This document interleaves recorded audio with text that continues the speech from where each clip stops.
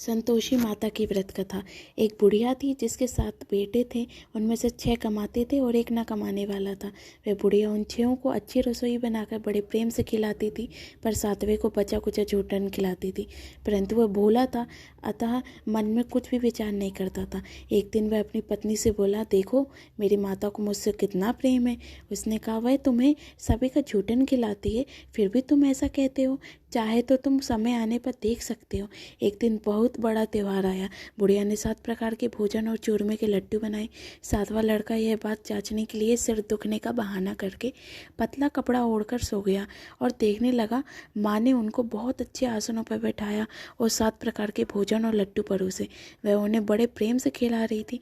जब वे 6 उठ गए तो माँ ने उनकी थालियों से चूरन इकट्ठा किया और उसने एक लड्डू बनाया। फिर वह 7वें लड़के से बोली, अरे रोटी खा ले।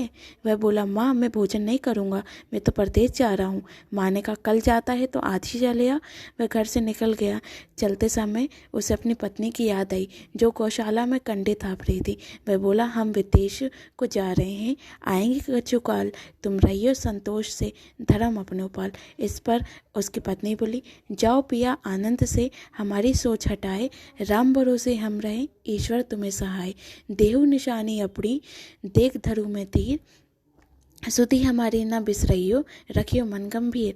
इस पर वह लड़का बोला, मेरे पास कुछ नहीं है, ये अंगूठी है सो ले लो और मुझे भी अपनी कोई निशानी दे दो। वह बोली, मेरे पास क्या है, ये गोबर भरे हाथ है।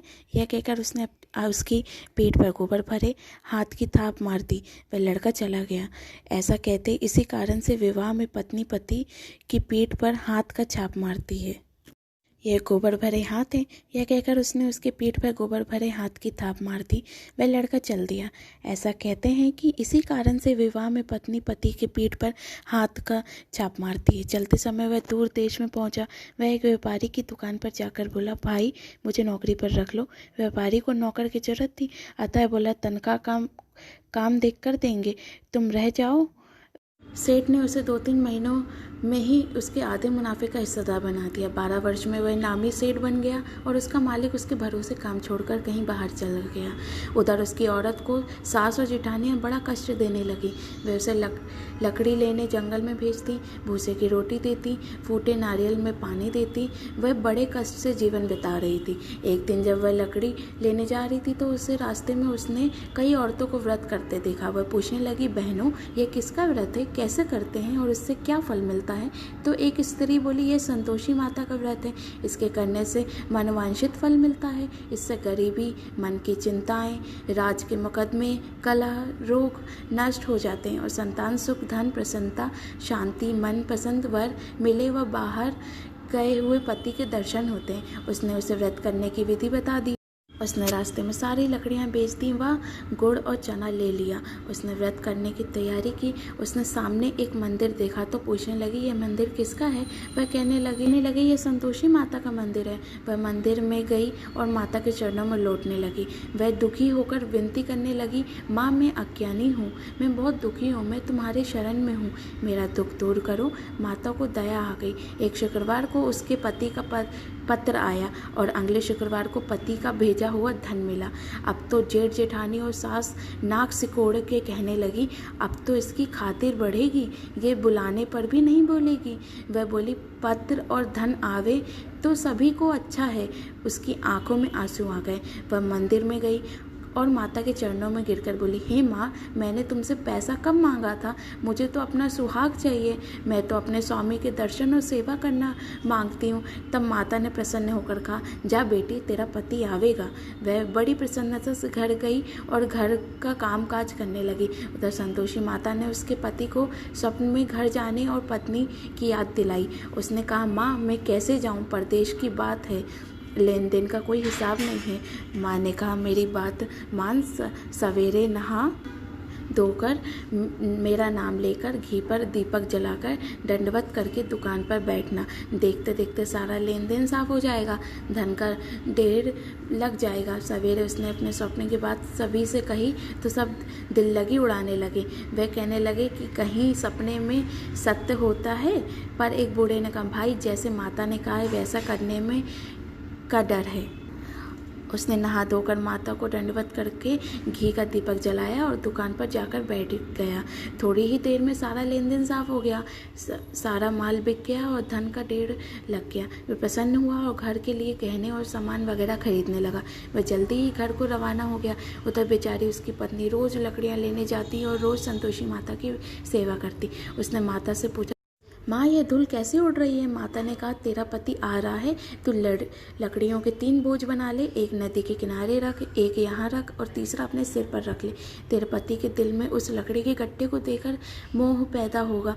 जब वह यहाँ रुक कर नाश्ता पानी करके घर जाएगा तब तू लकड़ियाँ उठाकर घर जाना और चौक के बीच में गट्ठर डालकर जोर जोर से 3 आवाज़ें लगाना, सासू जी लकड़ियाँ का गट्ठा लो, भूसे की रोटी दो और नारियल के खोपड़े में पानी दो।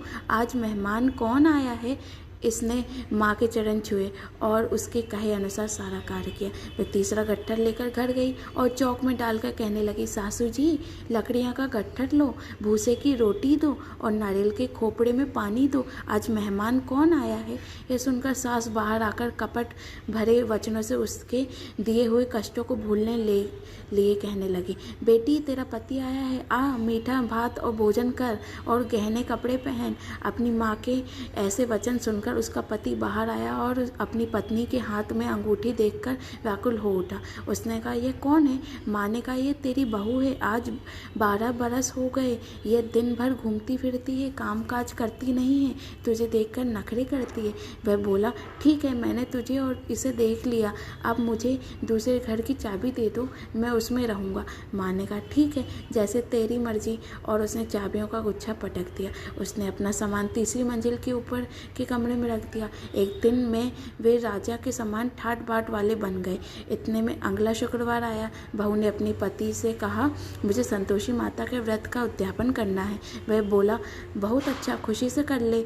जल्दी से उद्यापन की तैयारी करने लगा। उसने जेठ के लड़कों को जिमने के लिए कहा। उन्होंने मान लिया। पीछे से जिठानियों ने अपने बच्चों को सिखा दिया, तुम खटाई मांगना जिससे उसका उद्यापन पूरा ना हो। लड़कों ने जिम कर खटाई मांगी। बहू कहने लगी, भाई खटाई किसी को नहीं दी जाएगी, यह तो संतोषी माता का प्रसाद है।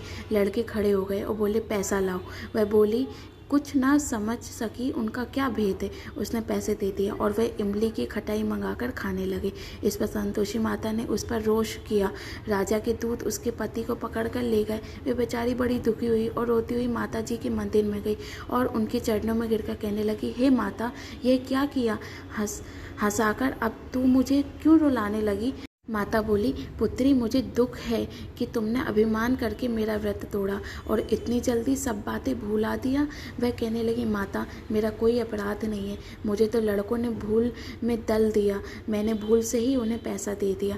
माँ मुझे क्षमा करो, मैं दोबारा तुम्हारा उद्यापन करूँगी। माता बोली, जा तेरा पति रास्ते में आता हुआ ही मिलेगा। उसे रास्ते में उसका पति मिला। उसके पूछने पर वो बोला, राजा ने मुझे बुलाया था, मैं उससे मिलने गया था। फिर घर चले गए। कुछ ही दिन बाद फिर शुक्रवार आया। वे दोबारा पति की आज्ञा से उद्यापन करने लगी। उसने फिर जेठ के लड़कों को बुलवाया। जेठानियों ने फिर वही बात सिखा दी। लड़के भोजन की बात पर फिर खटाई मांगने लगे। उसने कहा, खटाई कुछ भी नहीं मिलेगी, आना हो तो आओ। यह कहकर वह ब्राह्मणों के लड़कों को लाकर भोजन कराने लगी। यथाशक्ति उसने उन्हें दक्षिणा दी। संतोषी माता उस पर बड़ी प्रसन्न हुई। माता की कृपा से 9वें मास में उसके एक चंद्रमा के समान सुंदर पुत्र हुआ। अपने पुत्र को लेकर वह रोजाना मंदिर जाने लगी। एक दिन संतोषी माता ने सोचा कि यह रोज यहाँ आती है, आज मैं इसके घर चलूं, इसका सासरा देखूं। यह सोचकर उसने एक भयानक रूप बनाया। गुड़ व चने से सना मुख, ऊपर को सूंड के समान होंठ जिन पर मक्खियाँ भिन बना रही हैं। उसी सूरत में वह उसके घर गई। दहली पे पांव रखते ही उसकी सास बोली, देखो कोई डाकिन आ रही है, उसे भगाओ नहीं तो किसी को खा जाएगी। लड़के भगाकर खिड़की बंद करने लगे। 7वें लड़के की बहू खिड़की से देख रही थी। वह वहीं से चिल्लाने लगी, आज मेरी माता मेरे ही घर आई हैं। यह कहकर उसने बच्चे को दूध पीने से हटाया। इतने में सास बोली, पगली किसे देखकर उतावली हुई है, बच्चे को पटक दिया। इतने में संतोषी माता के प्रताप से वहाँ लड़के ही लड़के नजर आने लगे। बहू बोली, सासू जी, मैं जिसका व्रत करती हूँ यह वो ही संतोषी माता है। यह कहकर उसने सारी खिड़कियाँ खोल दी। सबने संतोषी माता के चरण पकड़ लिए और विनती करने लगी, हे माता, हम मूर्ख हैं, अज्ञानी हैं, पापनी हैं, तुम्हारे व्रत की विधि हम नहीं जानते। तुम्हारा व्रत भंग करके हमने बहुत बड़ा अपराध किया है। जगत माता, आप हमारा अपराध क्षमा करें। इस पर माता उन पर प्रसन्न हुई। बहू को जैसा फल दिया वैसा माता ने सबको दे दिया। संतोषी माता व्रत कथा समाप्त। अगर आपको मेरा वीडियो अच्छा लगे तो इसे लाइक सब्सक्राइब करें। धन्यवाद।